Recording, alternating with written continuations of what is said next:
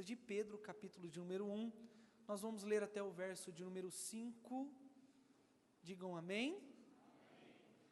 Lá no finalzinho, depois de Hebreus, Tiago, primeira epístola de Pedro, capítulo de número 1, do 1 ao 5, nos diz assim a palavra do Senhor Jesus. Pedro, apóstolo de Jesus Cristo, aos eleitos de Deus, peregrinos dispersos no Ponto, Galácia, Capadócia, província da Ásia e da Bitínia, escolhidos de acordo com o pré-conhecimento de Deus Pai, pela obra santificadora do Espírito para a obediência a Jesus Cristo e a aspersão do seu sangue. Graça e paz lhes sejam multiplicadas. Bendito seja o Deus e Pai de nosso Senhor Jesus Cristo, conforme a sua grande misericórdia, Ele nos regenerou para uma esperança viva, por meio da ressurreição de Jesus Cristo dentre os mortos, para uma herança que jamais poderá perecer, macular-se ou perder o seu valor. Herança guardada nos céus para vocês, que mediante a fé são protegidos pelo poder de Deus, até chegar à salvação, prestes a ser revelada no último tempo. Podemos assentar em nome de Jesus. Em março de 2011, o reverendo Gondim publicou um vídeo na rede de computadores, rede de internet, no YouTube, dizendo que a vinda de Cristo é vista diante da teologia de George Montemann, um teólogo alemão, que prega sobre a teologia da esperança como uma utopia. Neste artigo, depois publicado por Gondim, ele afirma categoricamente que Jesus Cristo não voltará, e que alguns termos que indicam a vinda de Cristo na Bíblia Sagrada são somente incentivos para a caminhada cristã, a fim de prosseguirmos caminhando e não desanimarmos. Mas Cristo não voltará para buscar a sua igreja, e este termo é somente um termo utópico. Em setembro, 6 meses depois desta publicação, este artigo tomou a sua dimensão devida na internet, e vários pregadores, vários teólogos, vários ministros da fé se posicionaram diante desta teologia da esperança, adaptada para o sentimento e para a pregação do reverendo Gondim. O fato é que chamou a atenção da mídia, porque desde que nos entendemos por cristãos, nós temos uma fé fortalecida na pessoa do nosso Senhor e Salvador Jesus Cristo. E esta certeza da vinda de Cristo está viva todos os dias em nossos corações. Eu tenho certeza que, como foi impactante para mim, não produziu nenhuma mudança no coração dos convertidos, porque nós, salvos pelo nosso Senhor e Salvador Jesus Cristo, vivemos com este sentimento, com esta convicção todos os dias do meu coração, no nosso coração. Quando eu estava lendo este artigo, eu me lembrei de um fato que eu vivi dos meus 16 anos de idade. Eu me lembrei de um dia em que eu estava chegando na firma onde eu trabalhava de mecânico de manutenção, menor aprendiz, para mais um dia de serviço, e quando eu fui entrar na firma, estava um homem sentado na beira da porta. Ele estava maltrapilho, estava com o saco do seu lado, com algumas coisas dentro, saco de estopa. Eu olhei aquele homem ali e entrei para trabalhar, e todos os dias o meu patrão trazia um copo de leite e um pão para nós iniciarmos a nossa atividade, nosso dia de trabalho. E naquele dia o Espírito Santo de Deus disse assim: meu filho, vá lá fora e leve o seu pão e o seu leite para aquele homem. Eu levei o pão e o leite para aquele homem. Enquanto ele comia, eu comecei a lhe fazer algumas perguntas, e no meio dessas perguntas, eu lhe fiz um questionamento, dizendo a ele: homem, você já ouviu falar a respeito de Jesus? Ele parou o copo parou de tomar o copo de leite, olhou dentro dos meus olhos, encheu o olho d'água e disse assim: eu estou colhendo, menino, o que eu plantei. Tudo o que eu vivo hoje são consequências dos erros que eu cometi. E eu sei que eu mereço estar vivendo como eu estou. Eu sei que a situação em que eu estou vivendo, quem conhece a minha história entende de uma forma compreensível, mas eu sei que você não consegue compreender ao me ver nesse estado. Mas não pense em você que por estar neste estado, eu não tenho uma esperança viva dentro do meu coração. Eu tenho algo que todos os dias eu falo com o Senhor. Um dia eu tive uma casa, um dia eu tive uma família, e eu não tenho mais nada disso. Eu perdi tudo, mas eu não perdi uma coisa, e esta eu nunca quero perder: a esperança de que mesmo que eu não tenha uma casa mais aqui nessa terra e nenhuma família, eu tenho a esperança de um dia ter uma casa no céu. Naquele dia, lendo este artigo, eu me lembrei que aquele homem não tinha motivos para crer na salvação, que aquele homem não tinha motivos para crer que Jesus Cristo voltará para buscar a sua igreja, mas ele mantinha esta chama viva dentro do coração. Esta chama tem que estar encandeando todos os dias dentro do nosso coração. Esse sentimento, igreja de Jesus, tem que estar todos os dias latentes dentro da nossa alma. Nós nascemos para um propósito, e um dia nós vamos morrer e dar conta da nossa alma ao Senhor. Nós temos que viver todos os dias com a consciência que um dia Jesus Cristo, nosso Senhor, vai vir nos buscar, e nós temos que estar prontos para viver com Ele na eternidade. Era esta a esperança que Pedro queria manter viva no coração dos nossos irmãos da Ásia Menor. Os irmãos que ele destaca neste texto do primeiro versículo: Capadócia, Bitínia. Segundo alguns historiadores, esses eram os irmãos que estavam vivendo na Ásia Menor, mas que um dia foram impactados pelo Espírito Santo de Deus, lá no Pentecoste, através da sua própria pregação. E esta afinidade que Pedro tinha com este povo, porque foi ele o pregador daquele dia, se estende para esta epístola, que agora Pedro, no ano de 63, começa a escrever aos nossos irmãos, a fim de fortalecê-los na caminhada, a fim de deixar claro para eles que nós temos que persistir, que batalhar até o fim, até o momento de nos encontrarmos com o nosso Senhor Jesus. Pedro escreve essa epístola para incentivar os nossos irmãos a continuar na jornada cristã, mesmo diante de árduas perseguições. Irmãos, para nós entendermos um pouco o contexto desta epístola e do texto que nós lemos, o imperador deste momento era um homem chamado Nero. E você que já estudou a história sabe que este é um homem que marcou a sua história, por ser um homem frio e calculista, por ser um homem implacável e por ter o poder nas suas mãos. Para os irmãos terem menção de como era este homem, Nero também é conhecido na história como um cantor lírico, e o prazer de Nero era subir no cume do seu palácio para cantar os seus cantos líricos sobre o anoitecer. E o cenário que ele criava para esse momento eram os postes incandescentes dos cristãos sendo queimados.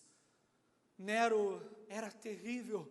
O jovem Plínio escreve uma carta a Trajano, e Rimite escreve no comentário transcultural esta carta. Eusébio de Cesareia também comenta essa carta, e esta carta diz que para um cristão ser levado para o Coliseu, a morrer pelos touros e os tigres, havia somente um precedente: afirmar ser cristão por 3 vezes.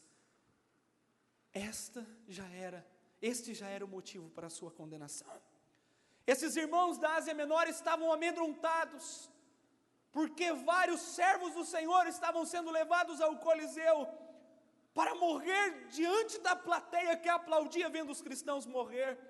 Para os irmãos terem ideia do poder deste homem e da crueldade deste homem, 64, um ano após ele escrever esta epístola, ele colocou fogo em Roma, e o culpado por esta catástrofe foram os nossos irmãos da fé. Ele jogou sobre a responsabilidade da igreja de Cristo o fato dele querer destruir Roma para construir uma Roma mais bonita, que chamasse a atenção de todos os impérios e que marcasse a sua história. Os nossos irmãos estavam debaixo de uma ardente prova, como diz o capítulo 5, eles estavam debaixo de um sofrimento, e Pedro, usado pelo nosso Senhor Jesus, agora, como ele diz no final dessa epístola, na Babilônia, pode ser que estivesse em Roma, ou mesmo na Babilônia antiga, ele começa a delinear esta carta, e ele inicia esta carta dizendo: eu estou escrevendo aos forasteiros e aos peregrinos deste mundo. E quando ele utiliza esse termo, forasteiros, os irmãos entendem qual é o objetivo de Pedro ao escrever esta carta. Ele utiliza o termo paróicos e papadieno, é um termo conhecido para aqueles homens, para descrever um homem que vivia uma vida propriamente nômade naquela época. E quando Pedro escreve aos irmãos peregrinos e forasteiros, ele começa a descrever as características desses peregrinos e forasteiros. E é sobre estas características que eu quero falar nessa noite. Eu quero falar sobre 3 características desses forasteiros que estavam vivendo na Ásia Menor nesta época, e aos peregrinos e forasteiros que estão aqui hoje na primeira igreja renovada de Maringá. A primeira característica é que ser um forasteiro neste mundo é entender que nós não pertencemos a este país, e muito menos aos princípios estabelecidos por este país. Se você observar o versículo 1, ele começa falando aos eleitos, o capítulo 2 ele começa falando sobre os escolhidos, e ele diz que nós somos escolhidos pelo pré-conhecimento de Deus no versículo 2, pela obra santificadora do Espírito, para a obediência do nosso Senhor Jesus e a aspersão do seu sangue. Pedro escreve aos peregrinos dizendo assim: nós somos santificados, e nós somos santificados para viver em obediência. Pedro cita por 7 vezes nesta epístola esta palavra obediência. Pedro se preocupa em dizer por 7 vezes rupakoi aos irmãos da Ásia Menor. Pedro diz aos nossos amados e queridos irmãos debaixo de perseguição: queridos irmãos, mesmo que nós estejamos debaixo de uma aflição, por mais que nós estejamos estamos sendo tentados de todas as formas a abandonar os nossos princípios, a desistir da caminhada cristã, nós temos um compromisso com Deus, viver em santidade diante dEle e obedecer à vontade dEle acima de todas as coisas. Pedro deixa claro que a caminhada cristã não deixa precedente ou requisitos para utilizarmos dos nossos sofrimentos, das nossas aflições, para negligenciarmos a nossa caminhada cristã diante de Deus. Ninguém melhor que Pedro para falar sobre isso. Quando Pedro fala aos peregrinos, ele trata da nacionalidade do judeu. E você que conhece um judeu sabe que o judeu se preocupa muito com a sua cultura. Ele guarda em todas as instâncias os seus princípios culturais. E agora Pedro está dizendo aos irmãos: nós pertencemos a esta cultura, nós estamos diante da cultura judaica, mas o dono da nossa vida é o Senhor Jesus, o Salvador da nossa alma. Pedro deixa claro para os irmãos que mesmo debaixo de perseguição, nós somos chamados para viver em santidade e obediência ao nosso Senhor Jesus. Que a cultura imoral e corrupta deste mundo cruel não serve, não se ajusta, não se adapta aos moldes do cristianismo estabelecido pelo nosso Senhor Jesus. Você pode observar comigo a partir do versículo 14 do mesmo capítulo 1, Pedro diz assim: como filhos obedientes ao nosso Senhor, não se deixem amoldar pelos maus desejos de outrora, quando viviam na ignorância. Mas assim como é santo aquele que os chama, Sejam santos vocês também em tudo o que fizerem, porque está escrito: sejam santos, porque eu sou santo. Bendito é o nome do Senhor. Uma vez vocês chamaram um pai aquele que julga imparcialmente as obras de cada um.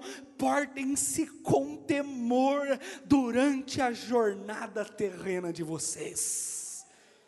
Pedro está deixando claro aos irmãos que nós temos um compromisso diante de Deus.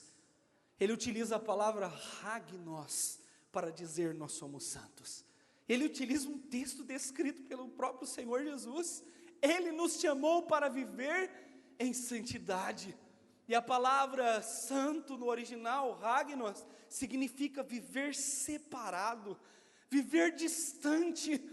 O ímpio não consegue entender, igreja, como que é viver neste mundo, tendo todos os dias as ofertas deste mundo batendo na nossa porta. O ímpio não consegue entender, jovem, como é viver diante dessa sociedade, tendo tantas ofertas todos os dias, para negligenciarmos a vontade do Senhor. E de uma forma espiritual, em todo tempo nós declaramos: eu sou separado deste mundo, este mundo não me serve.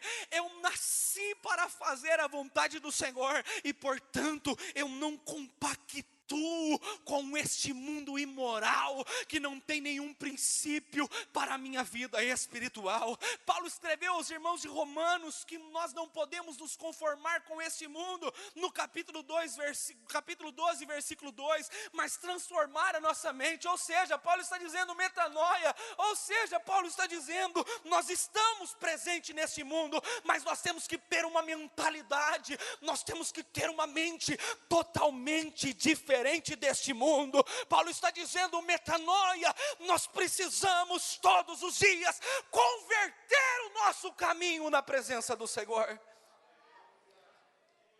Receba esta palavra de Deus ao seu coração nessa noite, igreja. Você está nesse mundo, mas você não pertence a este mundo. Em nome do Senhor Jesus, não se entregue para este mundo. Não se venda para os princípios deste mundo. Você foi chamado, você foi chamada para ser santo, para ser santa na presença do Senhor Jesus. Você foi chamado para fazer a diferença nesta sociedade. Você foi chamado para fazer a diferença onde você trabalha. Você foi chamado para fazer a diferença onde você estuda. Você foi chamado para fazer a diferença nesta igreja. Oh, bendito é o nome do Senhor. Eu tive o privilégio, igreja, de nascer na igreja presbiteriana renovada. E eu vi muitas mudanças ao decorrer do tempo dentro da nossa igreja.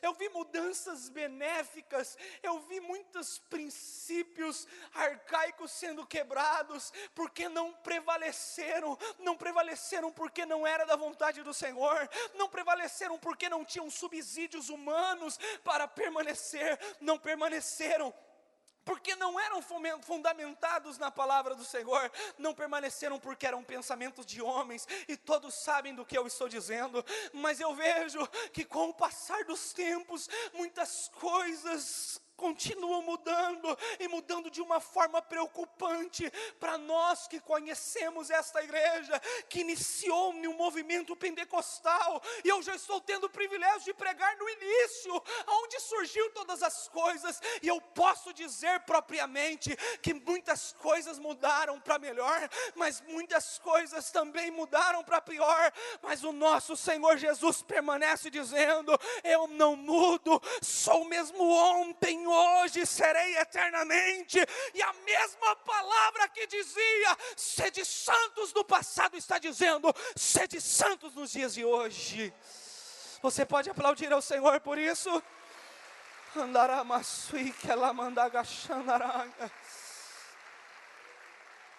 O nosso Jesus não muda. Presbítero Rangel, ele nunca vai mudar. Esta palavra aqui nunca vai mudar. E os princípios dela são estabelecidos por Deus para homens e mulheres que não nasceram para este mundo, que nasceram para viver na eternidade. Esta palavra nasceu para quem é santo. Esta palavra existe para quem é salvo. E só quem é salvo entende o que eu estou falando nesta noite. Só quem sente todos os dias, quando acorda ou quando vai dormir, o gostinho do céu na boca, o gostinho do céu no coração, sabe que vale a pena abrir mão deste mundo para um dia ir morar no céu. Bendito é o nome do Senhor. Nós somos forasteiros deste mundo. E esses princípios errôneos e mundanos não servem para as nossas vidas. Como Pedro diz, o molde não serve se não dá certo. Em segundo lugar, forasteiros entendem que tudo neste mundo é passageiro, até mesmo os seus sofrimentos, porque nós temos um grande exemplo, e este exemplo é o nosso Senhor e Salvador Jesus. Observe comigo o versículo de número 3, bendito seja o Deus e Pai de nosso Senhor Jesus Cristo, que conforme a sua grande misericórdia, nos regenerou para uma esperança viva, por meio da ressurreição de Jesus Cristo, dentre os mortos. Pedro entendia a igreja, que não era fácil passar por perseguição. Pedro compreendia de uma forma literal esse texto. Segundo Eusébio, o primeiro escritor cristão, pai da igreja, Pedro também foi martirizado, foi crucificado de cabeça para baixo. Provavelmente Pedro também estava enclausulado, provavelmente Pedro também estava preso neste momento. Pedro sabia o que era sofrimento. Pedro entendia todos esses sentidos. E agora, ele inicia a sua didática, dizendo no versículo 3 que nós fomos chamados para viver uma esperança através da ressurreição do nosso Senhor e Salvador Jesus Cristo. Pedro está dizendo para os irmãos da Ásia Menor: meus queridos irmãos, eu entendo que vocês estão sofrendo, mas exemplo de sofrimento maior é aquele que ressuscitou dentre os mortos, para criar uma esperança no nosso coração. Pedro tira o foco da igreja para o seu próprio sofrimento. Pedro trabalha no antropocentrismo dos crentes da Ásia Menor neste momento. Pedro mostra para os irmãos da Ásia Menor que nenhum sofrimento humano é comparado ao sofrimento do nosso Senhor e Salvador Jesus Cristo, aquele que morreu na cruz do Calvário, como nós celebramos aqui hoje pela manhã. Pedro fala de uma forma completa para os irmãos nesta epístola, diante de toda a epístola, sobre o sofrimento de Jesus Cristo na cruz do Calvário. Se nós observarmos o capítulo 2, a partir do versículo 23, ele vai falar sobre os insultos de Jesus Cristo na cruz do Calvário. Ele vai falar sobre as ameaças de Jesus Cristo na cruz do Calvário. Ele vai dizer no versículo 24, ele mesmo levou em seu corpo os nossos pecados sobre o madeiro, a fim de que morrêssemos para os pecados e vivêssemos para a justiça.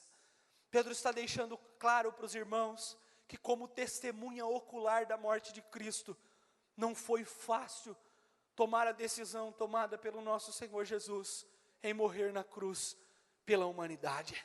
Pedro deixa claro que o exemplo da cruz precede a todo o sofrimento humano.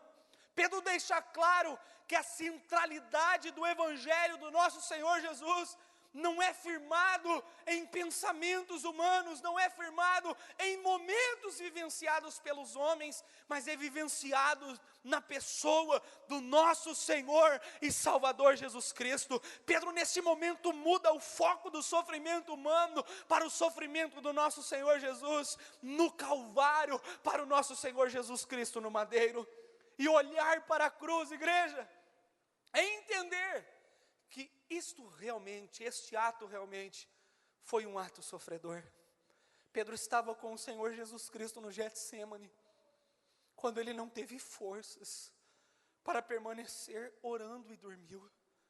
Pedro não suportou a carga, o fardo do pecado, não suportou a opressão espiritual do momento e dormiu, enquanto nosso Senhor Jesus Cristo estava ali, naquele lagar de azeite, deixando as dores tomar o seu coração.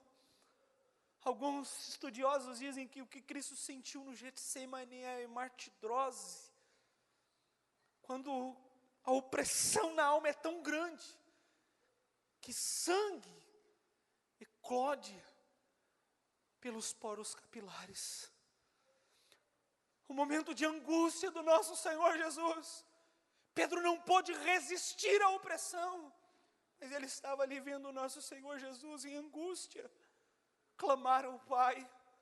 E nós, conhecedores do Evangelho, sabemos que a oração de Cristo foi ao ver o madeiro, ao ver a cruz, ao ver o que ele passaria: Pai, se possível for, afasta de mim este cálice.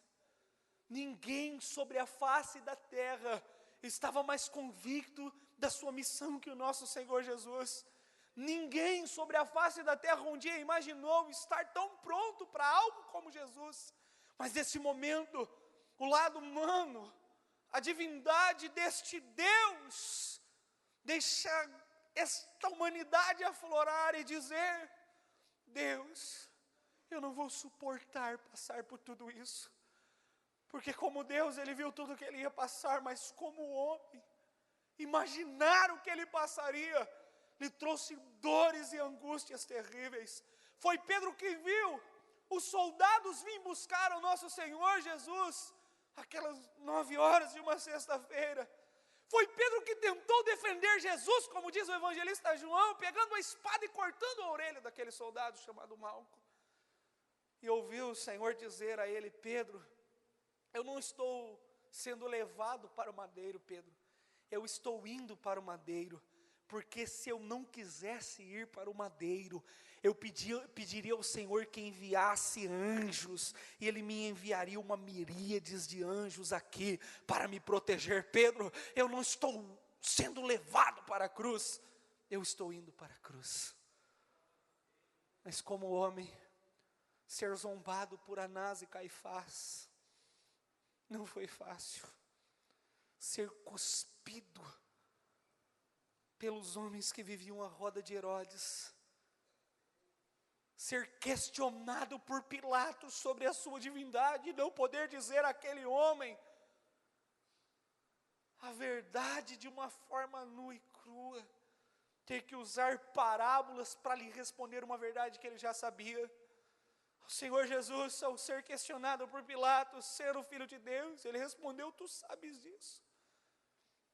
Jesus Cristo só foi levado a Pilatos porque algo estava acontecendo nos meados daquela Páscoa, algo espiritualmente que nem ele entendia. Segundo os historiadores, Pilatos era o prefeito da Síria, e ele estava ali para reter os montins que estavam acontecendo em Jerusalém, porque vários judeus se reuniam ali em Jerusalém, e segundo alguns historiadores, 3 homens já havia criado uma confusão ali, e matado inclusive um homem importante, um homem romano, e este Barrabás, e os 2 que foram para a cruz do Calvário.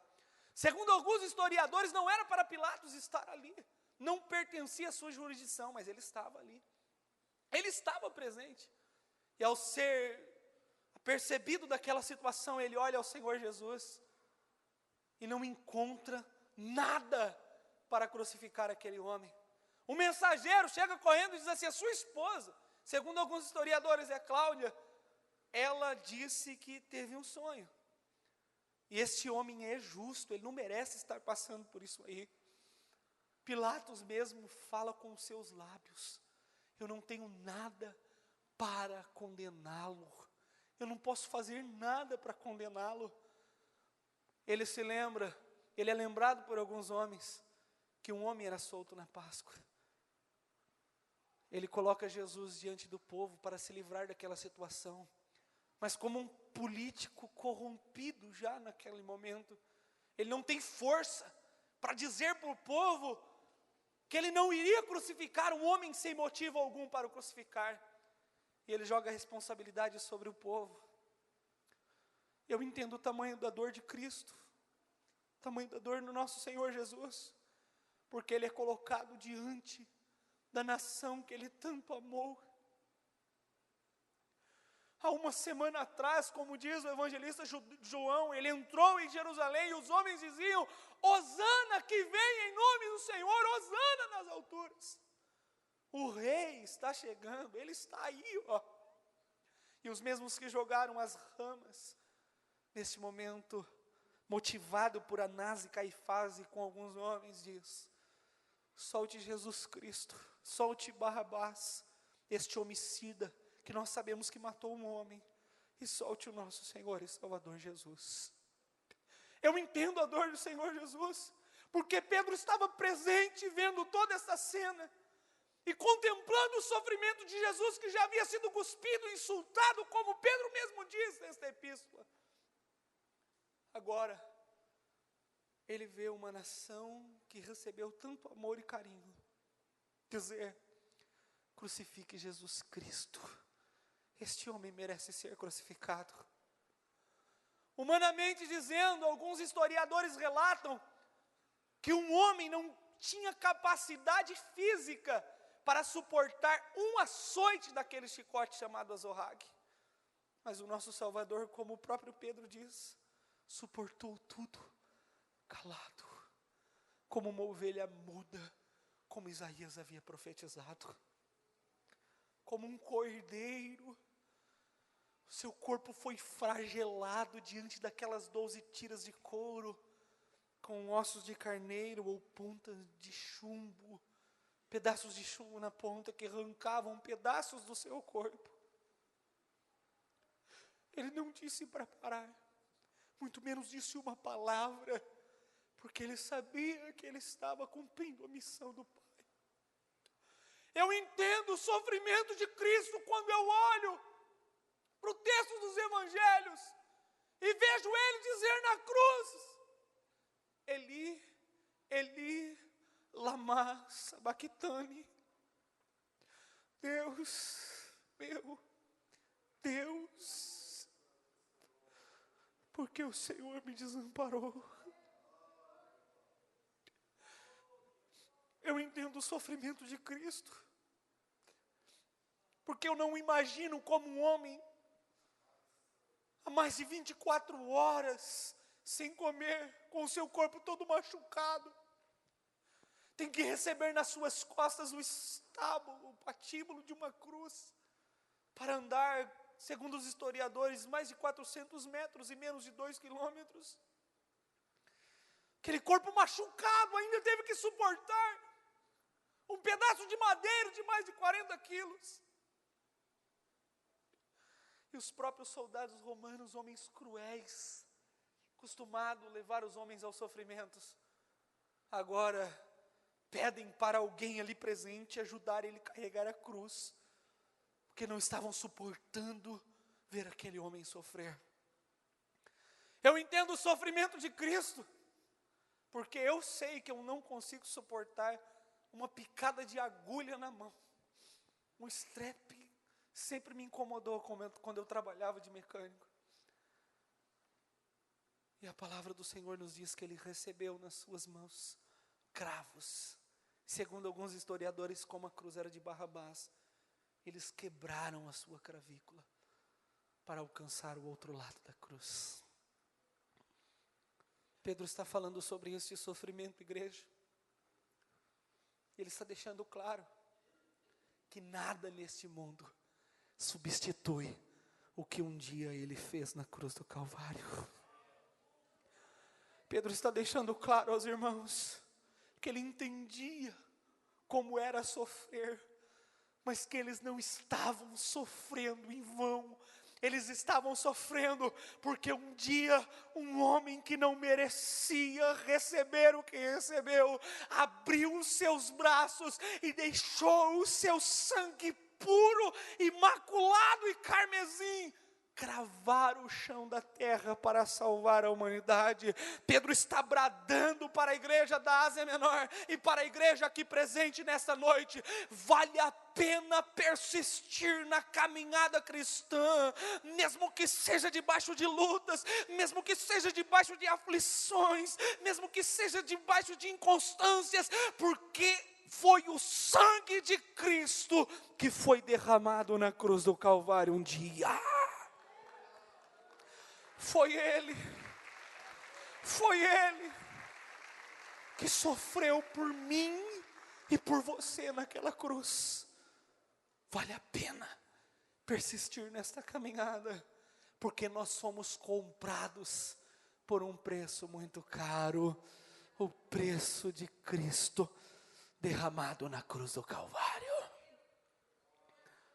Forasteiros entendem que nada pode impedir a nossa caminhada, porque o autor da nossa fé é o que Pedro diz no capítulo 3, aquele que ressuscitou ao terceiro dia, aquele que nem a morte o deteve, aquele que se entregou para todo esse sofrimento, para bradar para a igreja de Cristo: as portas do inferno não prevalecerão contra a minha igreja.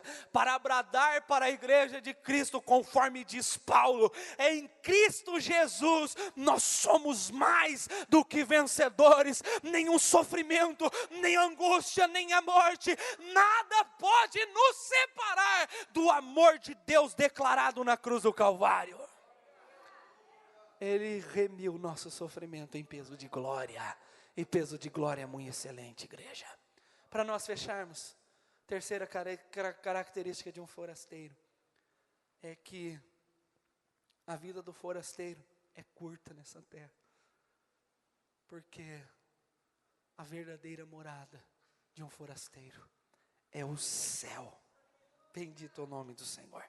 Versículo 4: para uma herança que jamais poderá perecer, macular-se ou perder o seu valor, herança guardada nos céus para vocês, que mediante a fé são protegidos pelo poder de Deus, até chegar à salvação, prestes a ser revelada no último tempo. Eu tenho olhado para este texto com carinho e ver que o maior incentivo que Pedro poderia utilizar para esta igreja era dizer para aquela igreja que a nossa jornada, ela não tem fim quando nós fechamos os olhos neste mundo. Pedro chama a atenção da igreja para dizer que nós temos uma herança preparada nos céus. Capítulo 4, Pedro vai falar sobre o fim que está próximo. Capítulo 4:13, ele vai falar sobre a revelação da glória de Deus. Capítulo 5, versículo 1, ele vai dizer que nós somos participantes desta glória. Capítulo 5, versículo 4, ele vai dizer que nós temos uma coroa preparada nos céus. Este é o incentivo de Pedro a esta igreja militante sobre a face da terra. Cristo voltará para nos levar para o céu. Cristo preparou uma morada para o seu povo sobre a face dessa terra. Tenho conversado com alguns estudantes da escatologia, inclusive fiz essa pergunta para o meu professor de escatologia um dia. Disse: pastor, o senhor acredita que Cristo está por vir? Ele disse: eu não tenho sombra de dúvidas. Todos os outros que me perguntaram disseram a mesma coisa. Nós estamos vivendo os últimos dias sobre a face da terra. Jesus Cristo disse aos seus discípulos, e Pedro estava ouvindo ele dizer: eu vou para o céu preparar-vos uma morada. Tem uma casa preparada para a igreja lá. Como é isso eu não sei, mas Cristo disse. Ele disse: eu estou indo para o Pai preparar-vos uma morada, e se não fosse assim eu não vos teria dito. E se foi Ele quem prometeu, eu acredito piamente nisso.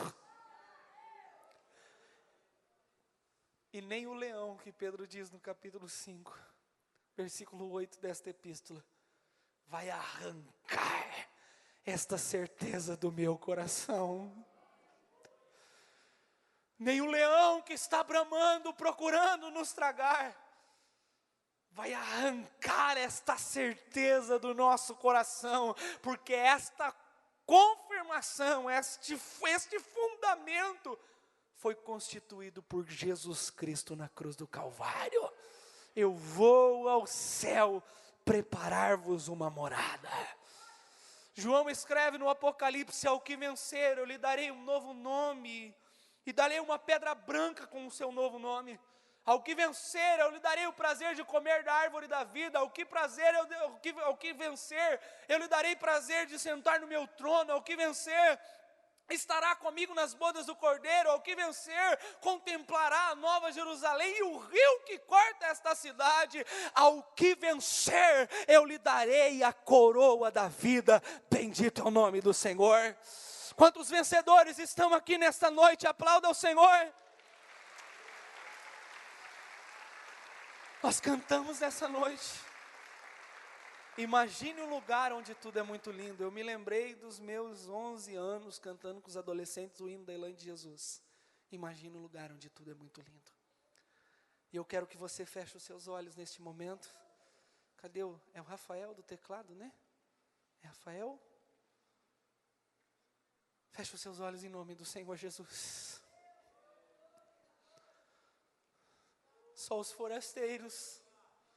Comece a falar com o Senhor Jesus nessa noite. Eu quero que você faça como a Elaine de Jesus foi usada por Deus para nos dizer. Imagine um lugar onde tudo é muito lindo. Eu não sei, irmão, se é uma linguagem simbólica ou não é, se vai haver ouro, jaspe, cristal no céu.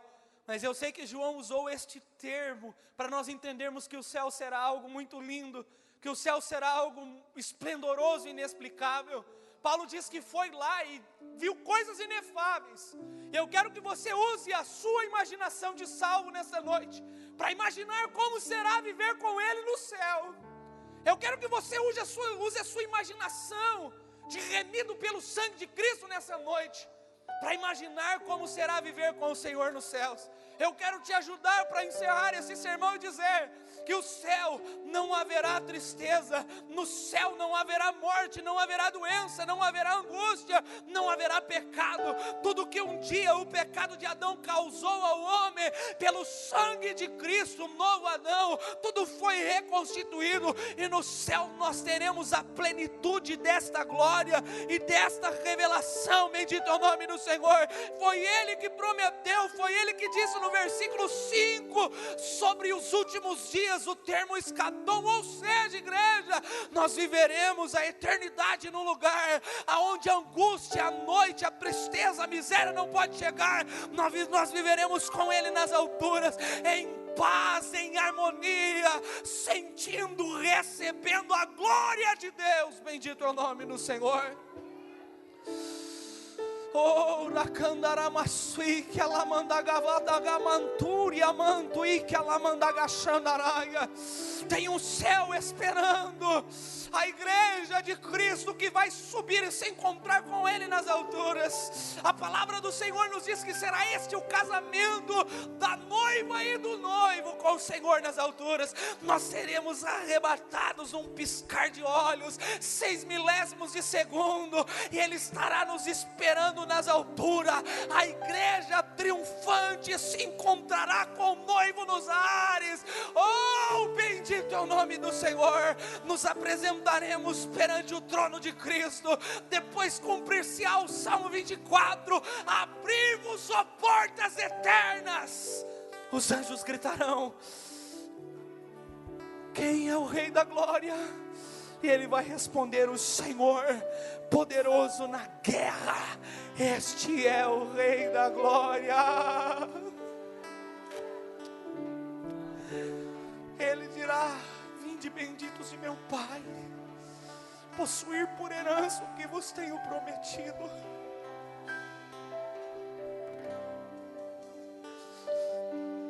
Você é um forasteiro nesse mundo, por isso não se venda a este mundo. Você é um forasteiro nesse mundo, por isso não desista. Ele morreu na cruz para remir-nos, para limparmos, para transformarmos. Por isso não desista, nós viveremos a eternidade no céu. Se coloque em pé em nome do Senhor Jesus, falando com Ele nessa noite. Essa noite você pode chorar na presença dEle, porque nós podemos nessa noite sentir um pouquinho dessa glória. Usufrua nessa noite dessa glória que inicia como no culto dessa noite e que vai dar continuidade na eternidade. Oh, bendito é o nome do Senhor. Se você adentrou aqui nesta noite não tendo certeza da sua salvação, recebe esta palavra de Deus no seu coração. Ele morreu na cruz para te levar para o céu e nada pode te impedir disso. Só os que vão morar nos céus. Adore a Ele nessa noite, fale com Ele nessa noite, chore na presença dEle nessa noite.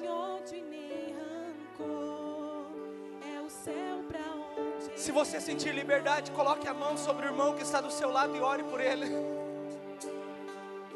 Quem sabe ele está vivendo como os irmãos da Ásia Menor, debaixo de aflição. E você pode ser profeta de Deus, para profetizar sobre a vida dele nessa noite.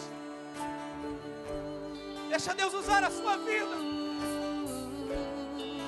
Imagine você andando pelas ruas de ouro e de cristal. Deixa o Senhor te renovar nessa noite. Deixa Ele renovar a sua esperança. Eu queria ir. Deixa Ele renovar as suas forças. Se eu pudesse estar lá. Deixa a alegria da salvação invadir o seu coração. Em nome do Senhor Jesus. Em nome do Senhor Jesus. Em nome de Jesus. Só cantando assim: Santo, Santo é o Senhor, para sempre cantaria.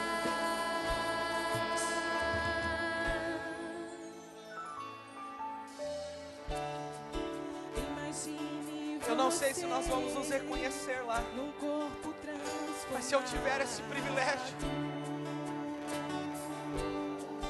eu quero olhar para você que está aqui nessa noite e dizer: valeu a pena lutar.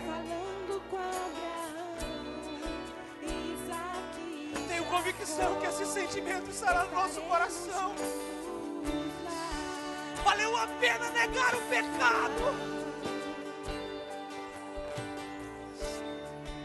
Valeu a pena abrir mão dos desejos humanos e das concupiscências. Imagine você cantando no coral, um hino triunfal. Ela canta lá, mas subi cantará, manda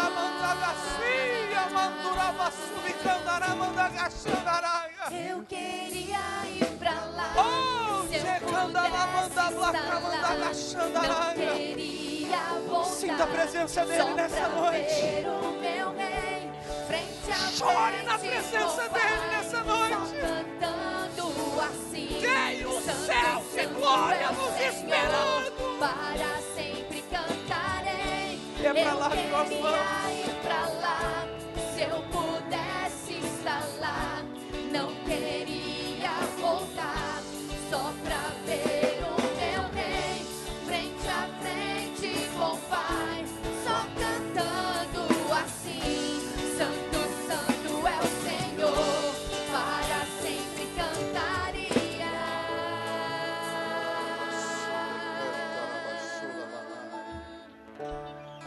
Pra sempre cantarei. Pra sempre cantarei. Pra sempre cantarei. Vamos aplaudir o nosso Deus.